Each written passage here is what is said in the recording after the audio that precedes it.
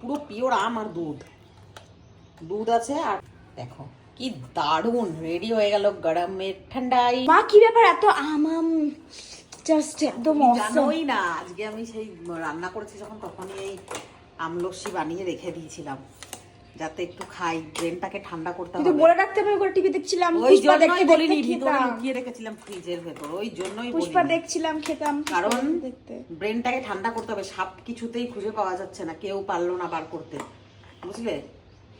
আদৌ আছে কিনা আমরা সত্যিই জানি না, আদৌ আছে কিনা, আমার মনে হয় বেরিয়ে গেছে। যতক্ষণ না শিওর হচ্ছে ততক্ষণ তো একটা টেনশন থাকে না। করার নেই। দেখো কি দারুণ, পুরো পিওর আম আর দুধ, দুধ আছে আর পুরো আম। দই ছিল না বলে আমি বাবা মা আমার গার্নিশিং করার জন্য এখানে কেটে কেটে পুরো রেখেছে আমের পিওর আম আছে। এটাকে আমরাস বলা যায়, আমরা সাম্পান্না আম পান্নার মতো।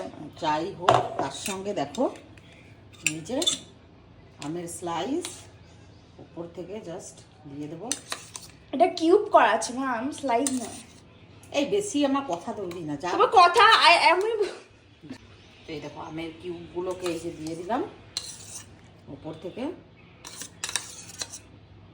বেশি করেই দিয়ে দিই, এটা তাছাড়া খাবে না। আম গড়াগড়ি গড়াগড়ি। দেখো কি দারুণ রেডি হয়ে গেল গরমের ঠান্ডাই। চলো এবারে আমরা সবাই মিলে এনজয় করব। চলো চলো চলো চলো চলো চলো চলো, না পড়ে না পড়ে।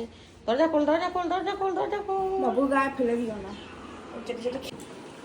চলে এসেছি। বাবু ঢোক বাবু ঢোক, তাড়াতাড়ি ঢোক।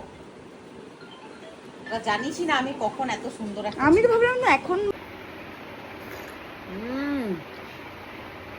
कलीजा को ठंडक पहुंचा, इसका दारुण लगा। আর একটু আছে মিক্সি বাটিতে,